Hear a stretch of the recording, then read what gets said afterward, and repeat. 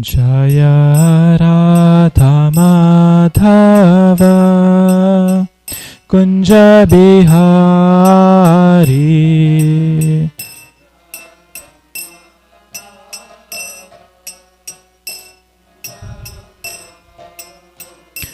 Jaya Radha Madhava Kunja Bihari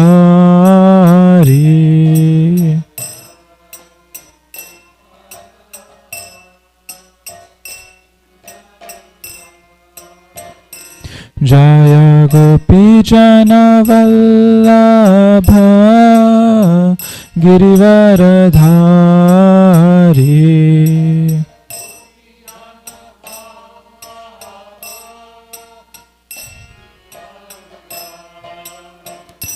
Jaya Gopi Jana Vallabha Girivaradhari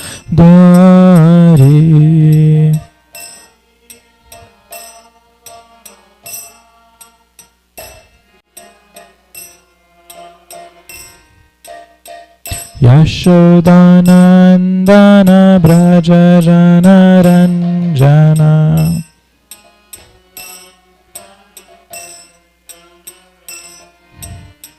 Yashodanandana Braja Jana Ranjana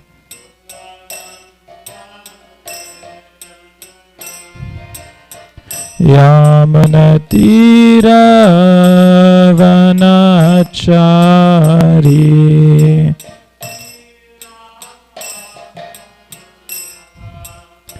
Yamunatira Vanachari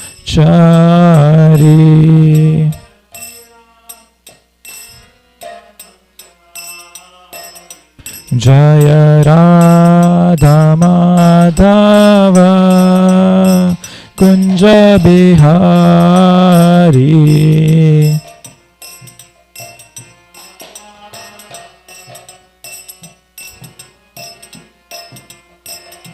Jaya Radha Madhava Kunja Bihari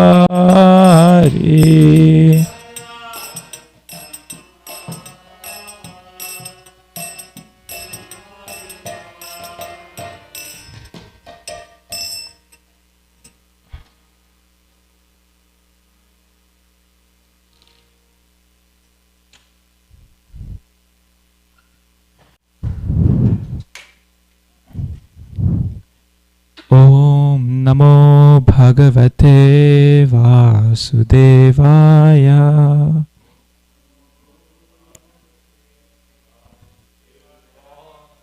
Om Namo Bhagavate Vasudevaya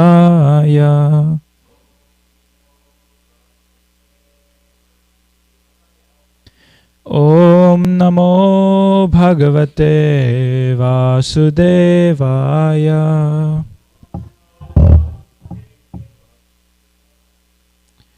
Together, please.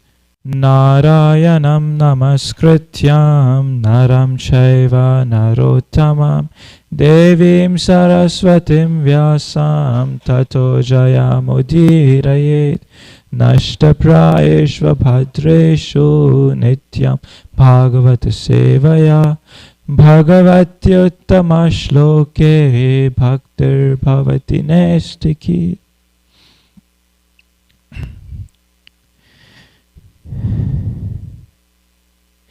This morning we are reading from Srimad Bhagavatam, Canto 9, Chapter 3, verses 18 to 26.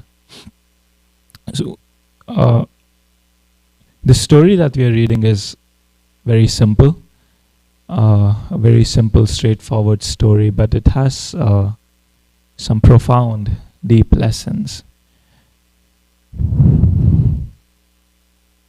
So just as a brief background of what we are reading, I'll just read a part of a summary of the story so far.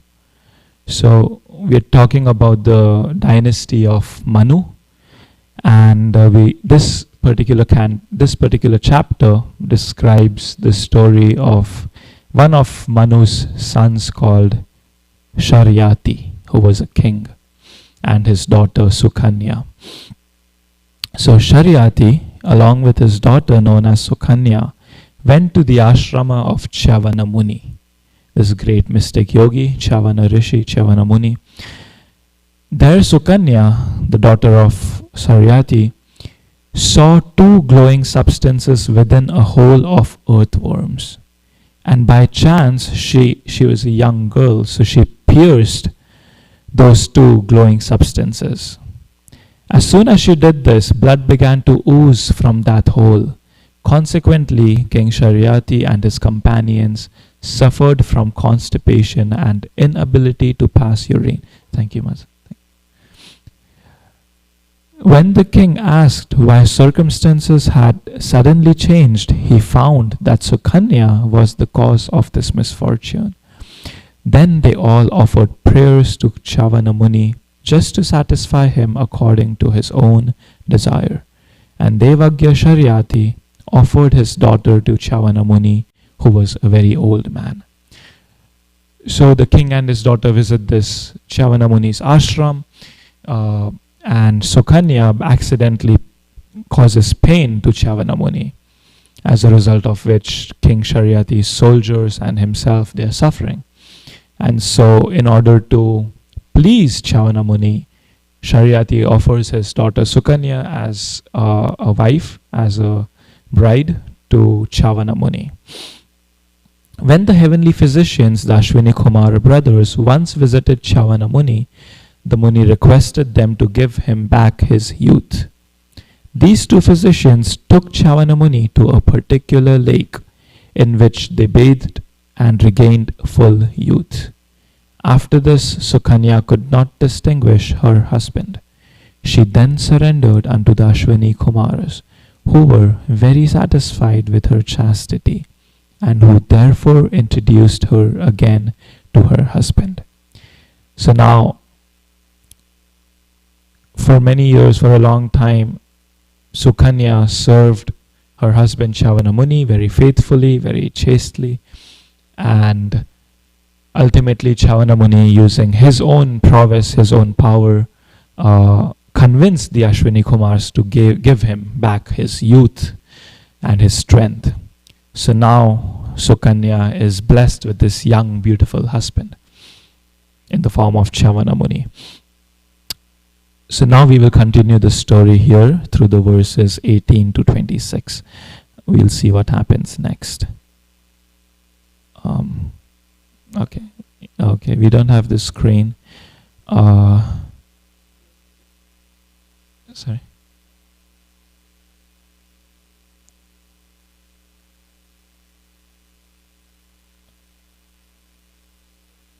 Yes, we will read the translations 18 to 26.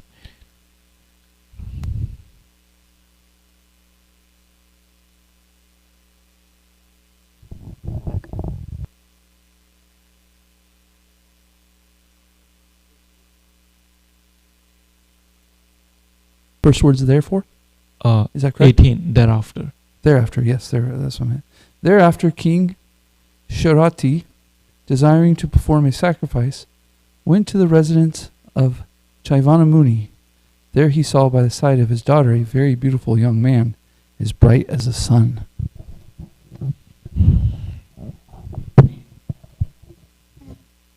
After receiving obeisances from his daughter, the king, instead of offering blessings to her, appeared very displeased and spoke as follows.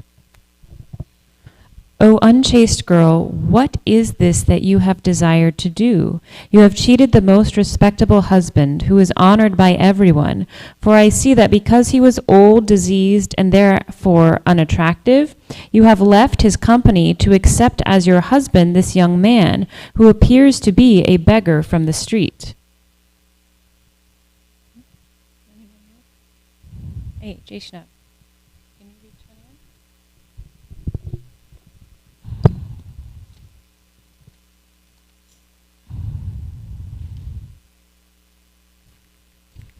21?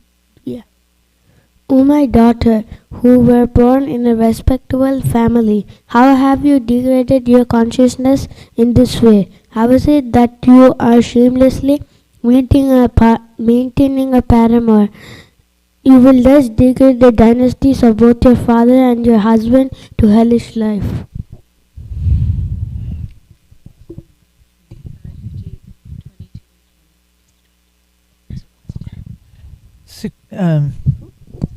Sukanya, however, being very proud of her chastity, smiled upon hearing the rebukes of her father. She smilingly told him, "My dear father, this young man by my side is your actual son-in-law, the great sage Chayavana, who was born in the family of Brigu." Text 23. Thus Sukanya explained how her husband had received the beautiful body of a young man. When the king heard this, he was very surprised, and in great pleasure he embraced his beloved daughter.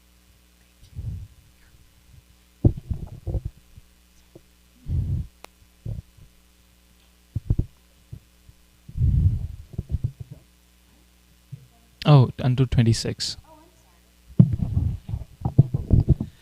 Chaivana Muni, by his prowess, enabled King Shatyati to perform the Soma Yagna.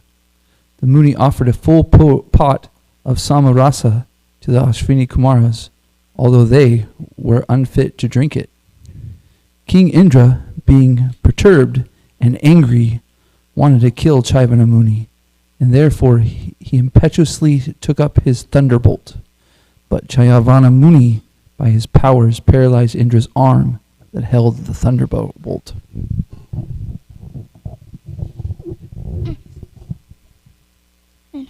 Although the Ashvini Kumaras were only physicians and were therefore excluded from drinking somarasa in sacrifices, the demigods agreed to allow them henceforward to drink it.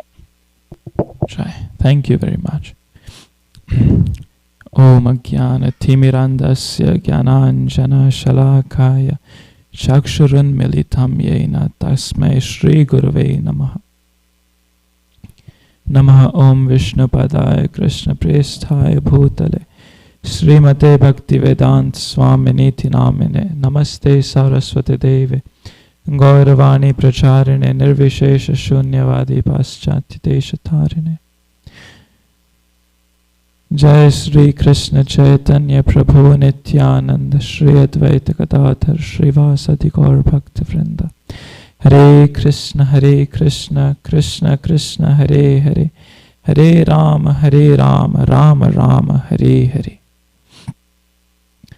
So in these verses we see that now that Chaivana Muni has regained his fresh youth and strength and beauty, when King Sharyati visited his ashram after that, he saw his daughter Sukanya. Instead of being with this old Muni that he left her with, she is now standing with this beautiful man. And King Sharyati gets confused. He thinks that his daughter has left her old husband to find someone new, a new handsome man. And so he chastises his daughter. But then Sukanya clarifies, saying that this is the same Chaivana Muni, he has regained his youth. And so the King Sharyati feels very proud of his daughter and her chastity. We will now read the Sanskrit for verse 21.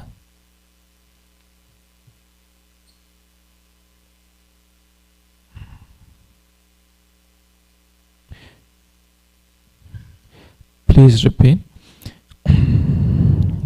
Katham matiste vyagatan yatha satam kula prasute kula dushanam tvedam bibharshijaram yadapatrapakulam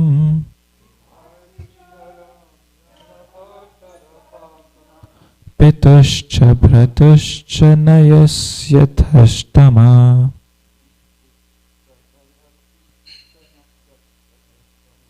Katham Matiste Vyagatanyatha Satam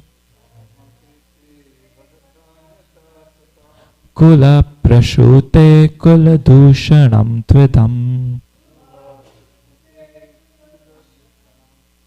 Bibharshijaram Yadapatra Pakulam Pituscha Bhartuscha Nayasya Dhastama.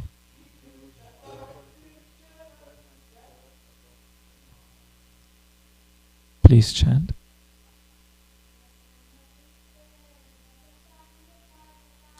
Katham matiste vagatanyatha satam Kula prasute kula dushanam tvedam Vibharshijaram yadapatra pakulam Pitruscha Bhratruscha Nayasya Dastasma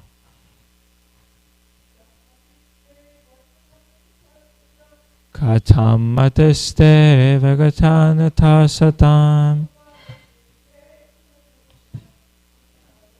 Kula prasute kula dushanam tvedam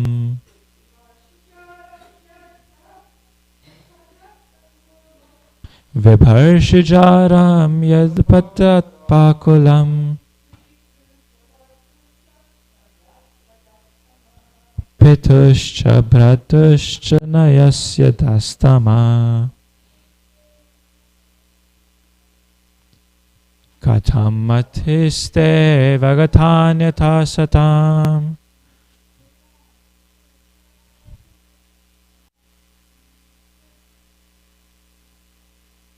Kula prasute kula dushanam tvedam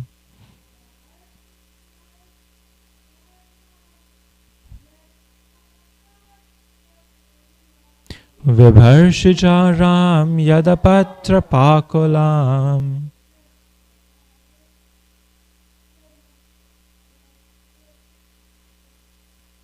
Pituscha Bhartuscha Nayasya Dhastamaha. Synonyms together. Yes. Katham, how. Matite, your consciousness. Avagata has gone down. Anyatha, otherwise. Satam, of the most respectable. Kula prasute, O my daughter born in the family. Kula dushanam, who are the degradation of the family. Tu, but idam, this. Bibharshi, you are maintaining. Jaram, a paramour. Yat, as it is. Apatrapa, without shame. Kulam, the dynasty. Pitu, of your father. Cha, and. Bhartu, of your husband. Cha, and. Nayasi, you are bringing down. Adhatama, downward into darkness or hell. Translation and purport by His Divine Grace A.C. Bhaktivedanta Swami Srila Prabhupada Ki Jai. Translation together, please. O my daughter, who were born in a respectable family, how have you degraded your consciousness in this way? How is that you are shamelessly maintaining a paramour? You will thus degrade the dynasties of both your father and your husband to hellish life. Purport by Srila Prabhupada. Mother Kunti, would you like to read the purport? Oh, do you have a...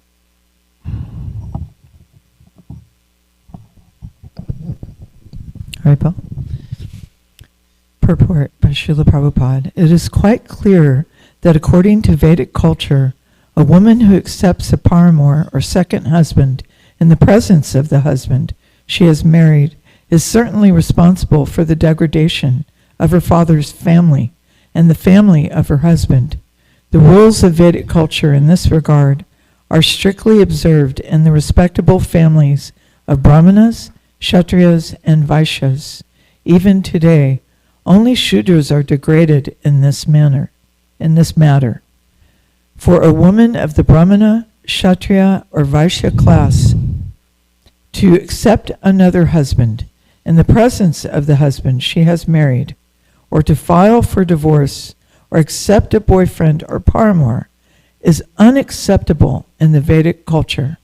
Therefore, King Satyavati, who did not know the real facts of Chayavana Muni's transformation, was surprised to see the behavior of his daughter. Thank you.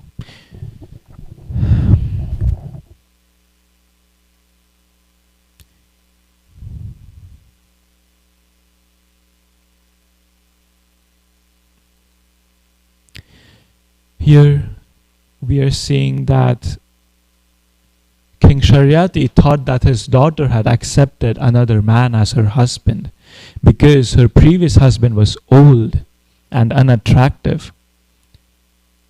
And so she accepted this new, young, good-looking man as her husband. And King Sharyati is under this belief, and he is being very heavy with his daughter.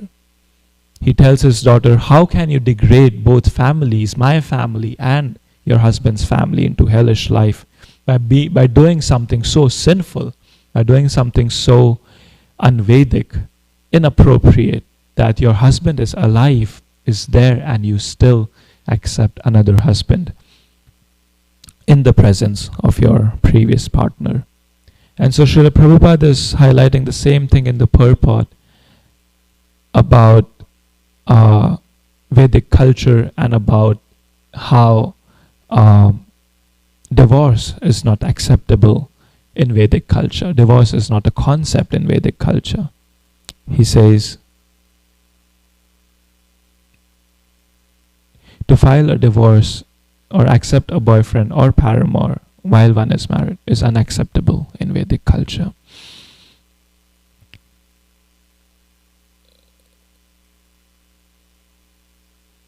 And so I was just thinking that in today's time where divorce is so prevalent, or separation is so prevalent in society, especially Western society, how do we see this instruction as relevant? What is the relevance of this principle of no separation or no divorce under any circumstances? And I am probably the most unqualified person to speak on this subject. I don't have the experience of marriage, but because I'm given this service now, I'll try to say something based on what I've understood from devotees and from Srila Prabhupada.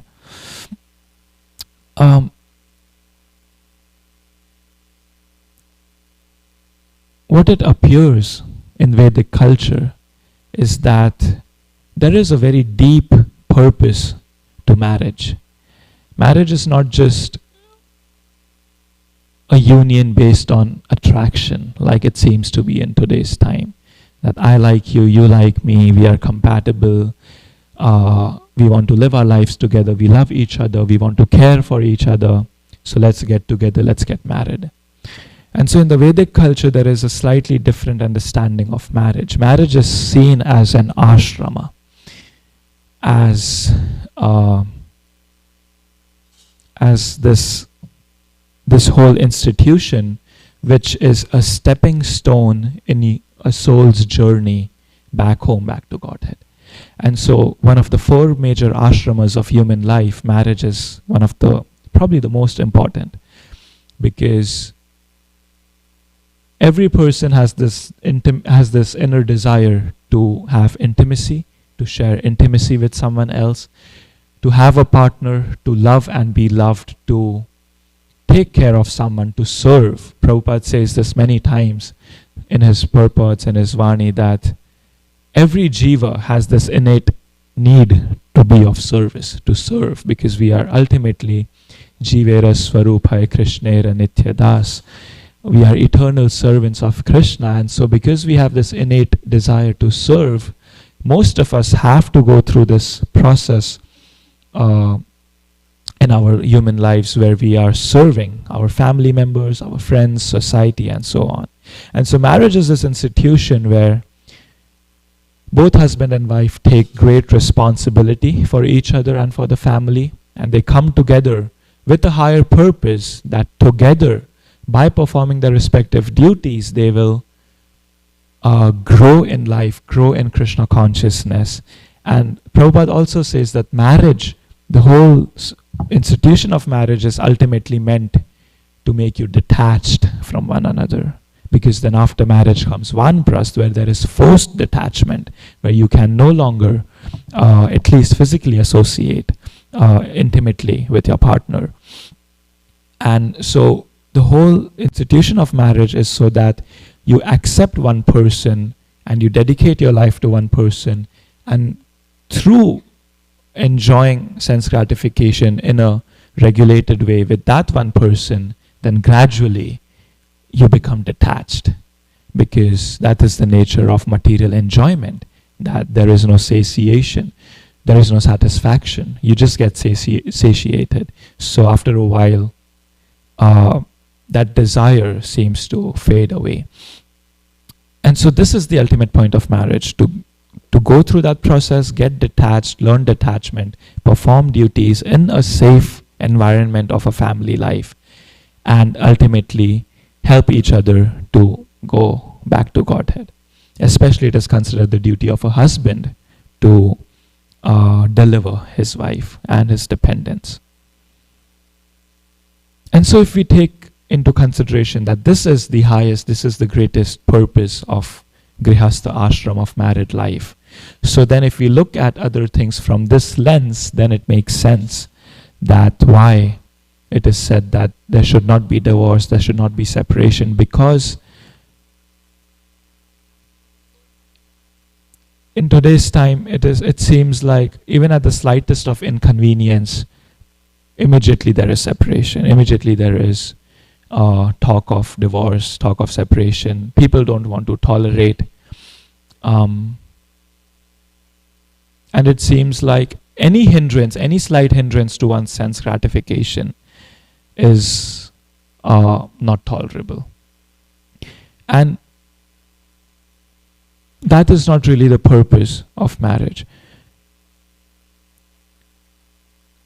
That is not how in Vedic culture marriage is viewed as. It is viewed as one's karma. So both the husband and wife accept one another as one's lifelong partners, as one's karma. That this, no matter how this person is, now that I'm married to this person, they accept each other as their, as a result of their past karmas, and they make it work instead of hoping for a perfect situation.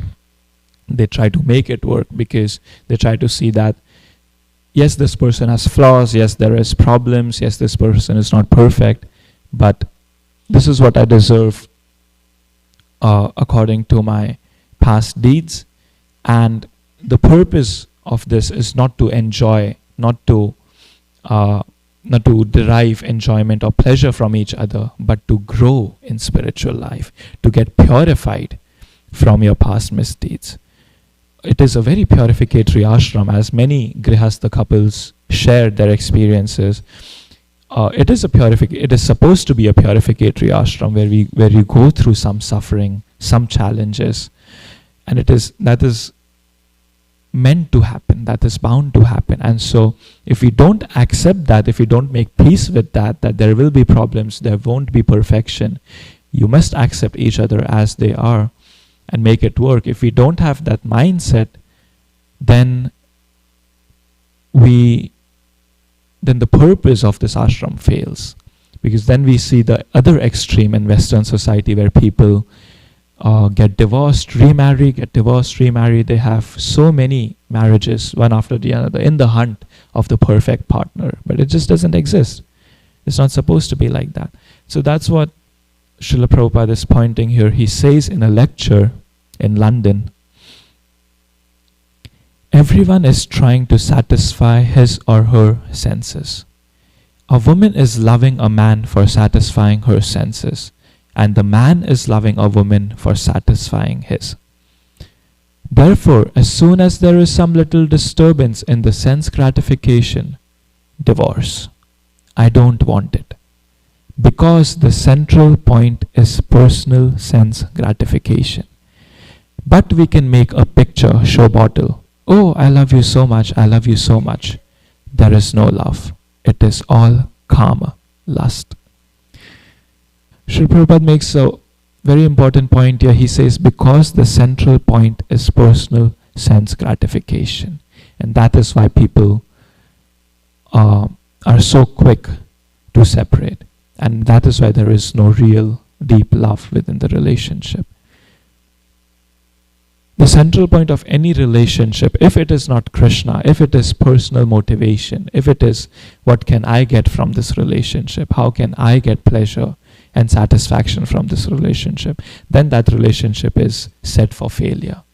Because as jivas, we are all limited and we have limited capacity to satisfy each other, to serve each other.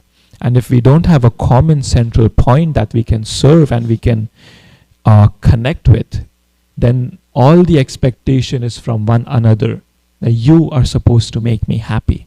And if you are not making me happy, or God forbid, if you are giving me pain, what to speak of making me happy, if you're giving me pain, then I don't want you. And so that is what material relationships look like. And that's why there is so much envy and there is so much hatred in so many material relationships. People do terrible things in these relationships. But if the central point is Krishna, as Prabhupada is pointing here, if the central point is Krishna, that you and I are imperfect, we are flawed, but we have come together for a common goal to serve Krishna, to grow together in relationship to Krishna, to grow together in Krishna consciousness with this purpose of helping each other towards this common goal, then I accept your flaws, you accept my flaws, and we make it work somehow, because the purpose is not what we can get from each other, the purpose is what we can do to reach the common goal together, how we can make it work in a partnership.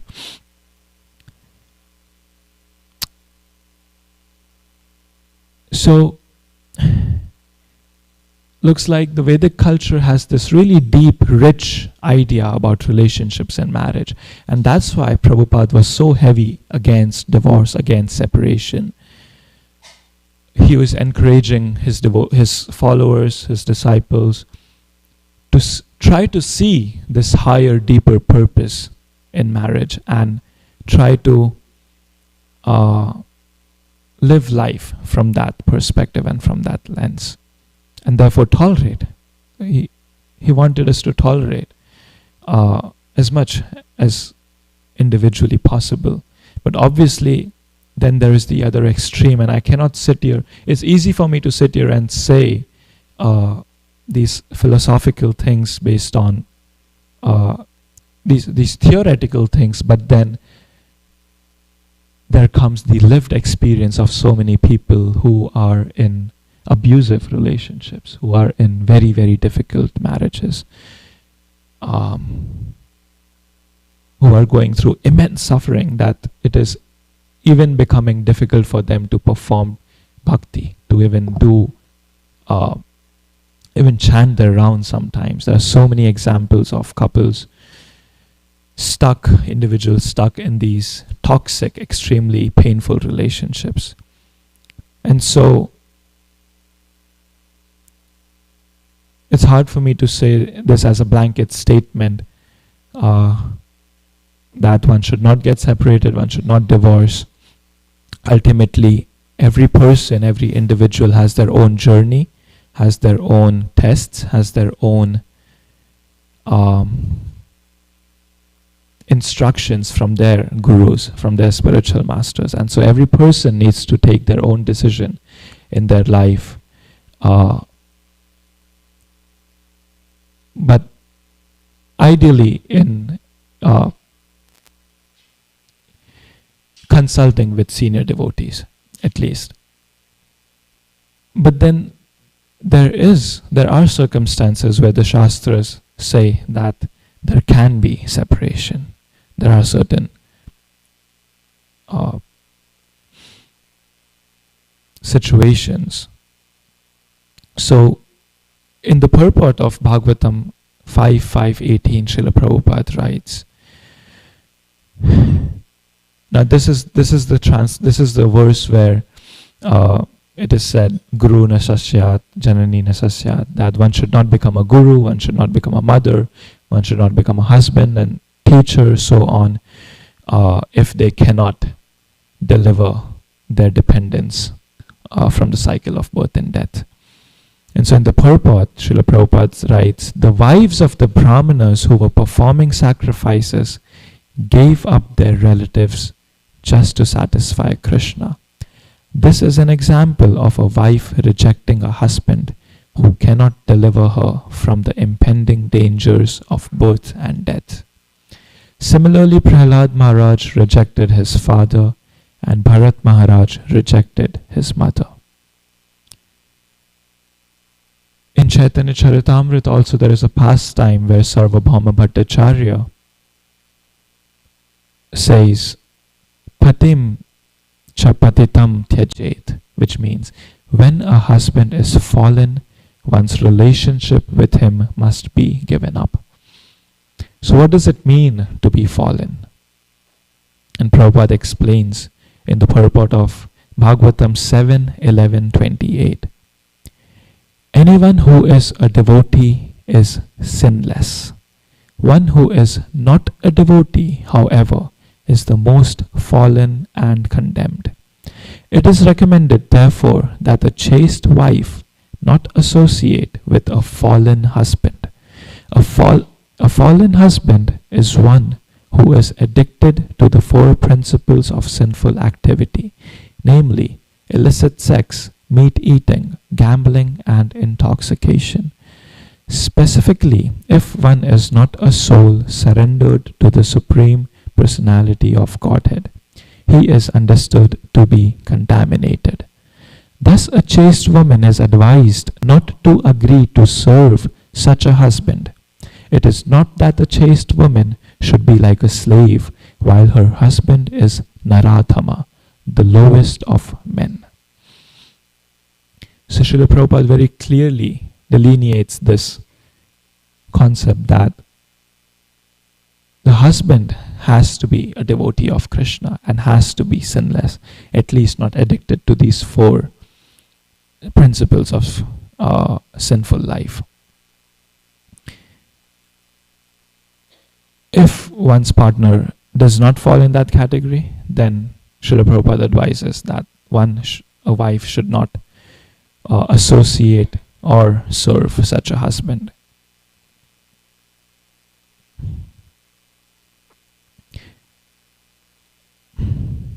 Radhanath Swami says in a talk, he said that men want their wife to be Sita, but they don't want to be Rama. And so it appears that there are different duties and different roles, and in Vedic culture, generally it is said that the husband needs to be an ideal role model, an ideal leader, a devotee of Krishna, not addicted to sense gratification. And if a woman can see these qualities in a husband, then probably that can inspire natural affection and connection with the husband, and then she is then allowed to serve and be chaste to such a husband. But if the husband is fallen, then separation is permitted. And Prabhupada advises that not that the woman should remarry, but she should stay separate and dedicate her life to Krishna. So this is the basic understanding of these verses, of what Prabhupada is trying to hint at, is trying to teach us.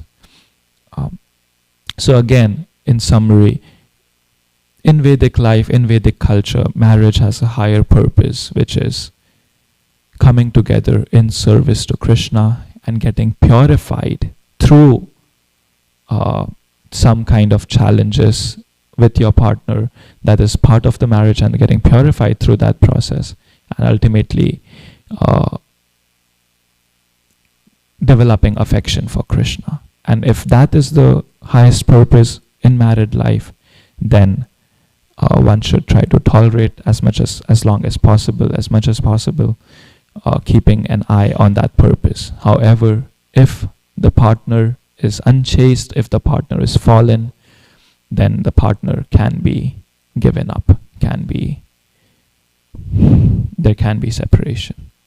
But then the life should be dedicated to serving Krishna. And this applies to both. Prabhupada mentions in that purport later that even a husband can give up the wife, or the wife can give up a husband in that situation, that one is fallen. Again, I think I was very unqualified to speak on this. I don't have any experience, any lived experience of this. It's only theory in my understanding. But thank you for allowing me to speak on this. Thank you very much. Hare Krishna. Requesting comments from experienced people in this room. Narottam, Thakur, Prabhu, thank you so much. I find it very amazing that you're not married yet. Is that really true? You're not married yet? I think we have the world's most eligible bachelor here. Hare Krishna. I give you, if you do enter that ashram, that it will be all successful in Krishna consciousness. Thank you. Jai. So, I have had 2 marriages. Everyone knows. And my former husband, he left ISKCON quietly but firmly left and became a born-again Christian, and he was a meat eater, and called me from South Texas one day and said, I want you to come to South Texas with the children, and let's just make a life here. So I asked my son, Nishingarupa, who at the time was only 7, 8 years old, and I called him aside. I said, okay, hold on just a moment. And I called Nishingarupa in the room with me, and his little brother was playing nearby. His little brother was only 3 years old. And I asked him, I said, so your father wants us to move to South Texas, to give up ISKCON, to give up our diet, give up the Association of Devotees, and leave and go to South Texas. Immediately, he sat down and he burst into tears. He begged me with everything in his heart, Mom, don't do this. This is wrong. This is a mistake. As a young boy, such a young boy, and so wise at such a young age. And I just looked at him and I realized in my heart he was right. And I just said, okay. And I said, you're sure? And he said, absolutely. No doubt, Ma. And so I went back, got on the phone, and I said, that's a hard pass. We're not going to do that. And he said, okay, I want a divorce. And he wasn't going to file because he wanted me to file because I was going to have custody of the children. So I went ahead with the help of a godbrother who was also going through a divorce at the same time from a woman who was trying to kill him. Okay, so that was a good reason.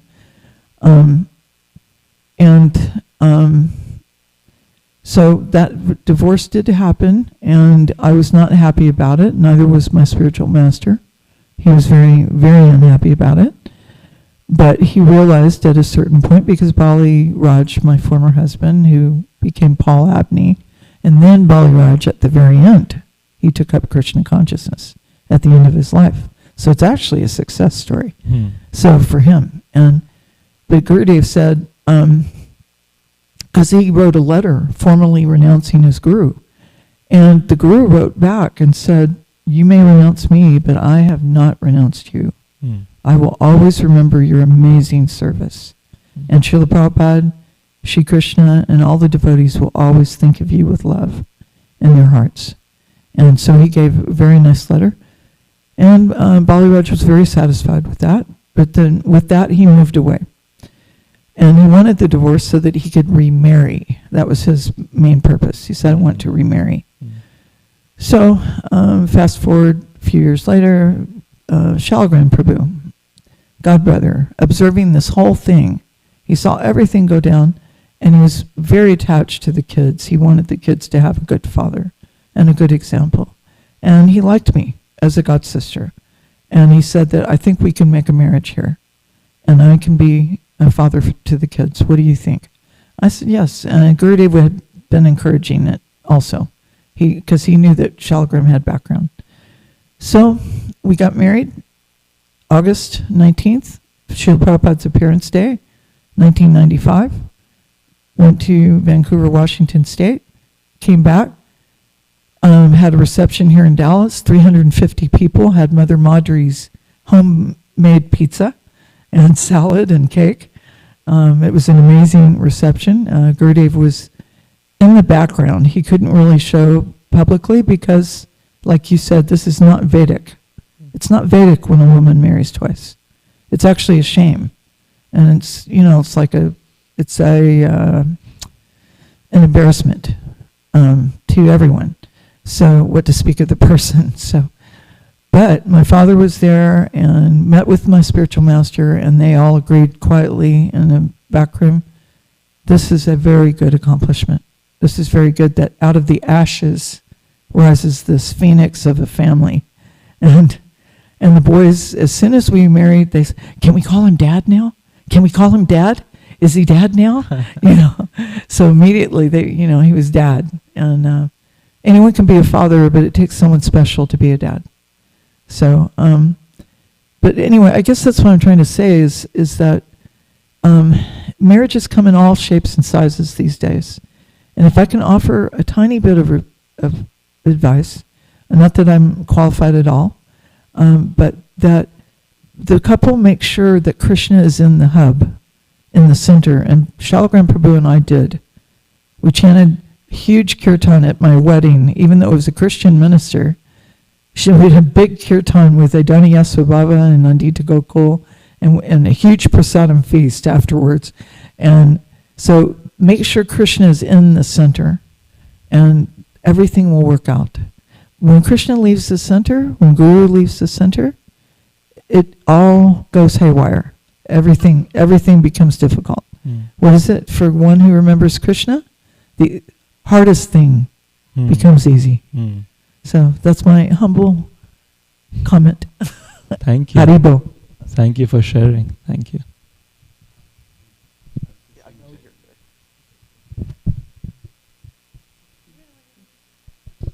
Hare Krishna. Wow. Yeah. I was, thank you both for the class, and Mother Kunti, holy moly, thank you for this wonderful pastime of Sri Sri Radha Kalashanji Dham. I was really appreciating your point about marriage, about the purpose of marriage. And there's really such a lack of understanding of duty nowadays, right? We have such an individualism. And you really have seen the deterioration of the family unit by, I would say, demonic forces, greed, lust, and these things. You have to, both parents, it's so expensive to housing and food and stuff like that. It's really convenient for both, are necessary for both parents to work. There's, you have to send your kids to school or you have to homeschool. And it isn't easy to homeschool. The parents that are doing it are amazing. I mean, by the way, I know we have some different situations here in our holy Dham and stuff like that. But just in general, it's just so many things tearing down the family unit for this individualism. Do whatever you have to do to be happy, No sense of having to serve others, It's just really sad and really tough, It's really quite demonic. Oh, by the way, Narottam, for instance, because of this, the family size is really shrinking. And so, by the way, I only have 2 kids, so I'm not judging anybody and stuff like that. But it's like you only have 1 or 2 kids, By the way, Narottam Prabhu has said that if he has the right situation, he'll have many little Krishna conscious kids. I've had this Five? That Four? that wasn't me. That wasn't you? Oh. So my encouragement is this younger generation, please, we're having a situation in our International Society for Krishna Consciousness that's making it very nice to have families. And so if we can have 5, 6 little ones, little Krishna conscious kids, please do it. One more comment, if I may. Sukanya's response to her father. This is very telling of somebody who is doing their duty, that has good character. Right? Nowadays, if you say anything that possibly could offend somebody, there's automatically a response of defend. Yeah. You would think of me like this. You would think like that and stuff. And because she has such good character, Right. she laughs it off because she understands why her dad might think that, right? But she just like, ha ha ha. Father, come on. You know me. In this situation. So this defending, Srila Prabhupada says, sleeping, mating, defending, and what's the other one? Eating. There we go. Is animalistic. And nowadays you can see that in just a spark, people get offended and defend and fear. But you can see that with good character, like Sukanya, and we can have good character, that we don't get so offended. We can tolerate and understand it, because that confidence of by having good character allows you to hear stuff and just be like, oh, that's not who I am. Here you go. So I thought that was really cool when she just laughed it off.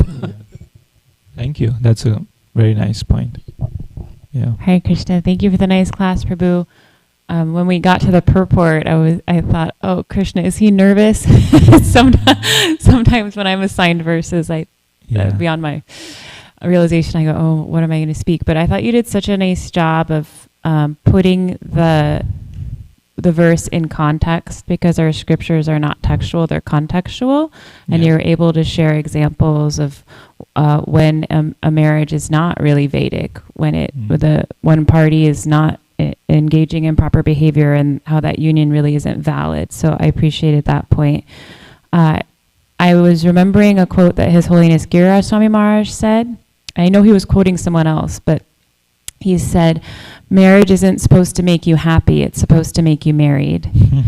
And you articulated that point so nicely, that it's an ashram, it's about betterment, it's about using this situation to get closer to Krishna. Mother Kunti, I think, has been married 3 or 4 times longer than me. I know Nanja Braj Prabhu has been married twice as long as me. So whatever they have to say is more bona fide than what I have to share. But I do often think, I don't know how other people stay married. My husband once, I heard him say to somebody, the only thing that she and I have in common is Krishna. And it's true. We're absolutely opposite in every way. He goes to bed late. I go to bed early. He's a great cook. I'm a terrible cook. He speaks 4 languages. I speak 1 language. He's Eastern. I'm Western. We have nothing else in common. Nothing else in common. But that one thing that we have in common is absolutely everything, because it's not material. It's transcendental. And so he's able to help me get closer to Krishna. And that's all you need. That's all you need, is putting Krishna in the center. Thank you. Thank you very much. Yes, Prabhu. Thank you for the nice class, Narottam Prabhu. Just one point came to my mind, I think Srila Prabhupada quoted Gandhi when he had a quarrel with his wife, and then he was got really upset and asked her to leave. And then she just went out of the house, and she was just sitting in front of the house. And then after some time, Gandhiji came out and he saw her. Then he asked her, "What are you doing?" She said, "Well, you asked me to leave." And then he said, "No, just forget it." So it is said that in marriage, since we are so many of us have pointed out, where the husband and wife may be different personalities. So we should learn to forget, forgive, and move on. This is what I heard from some senior devotees. Yeah. So I thought I'd just share that. Yeah. I similarly had the advice when I got married. Mother Mahabhagavat, a Srila Prabhupada disciple, she said, don't take things so serious. She said, you'll argue, you'll fight. Just never take it serious. just move on, go to Krishna and stuff like that. It's like that, it pops in my head every once in a while. Like, you think this fight is so important and stuff like that. And it's like, oh, don't take it so serious. Also, I think there are really nice tools that we can use for young couples, especially. I think there's a Grihastha Vision team of ISKCON, so where they conduct regular retreats. So it's very important for couples, to invest in the relationship of marriage, Grihastha Ashram, by attending such seminars and taking guidance from senior devotees. Like here in our community itself, we have like devotees who are married for decades. Like Mother Kunti, she is like 3 decades now, 1995 to 2025. Matranath Prabhu, Rupanaga Prabhu, so many devotees, like 4 decades, 5 decades. So we can all, as young, including myself, as young Grihastha couples, we can take advice from them whenever the situation arises. Yeah, the Grihastha Vision team also offers premarital counseling.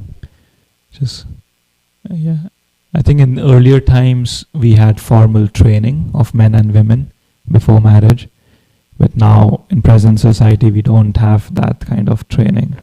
So, like you said, whatever we can do to prepare ourselves, learn from senior devotees, and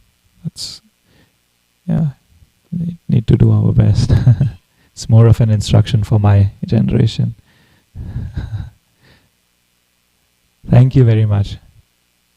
Hare Krishna. Srila Prabhupada ki jai. Ki jai.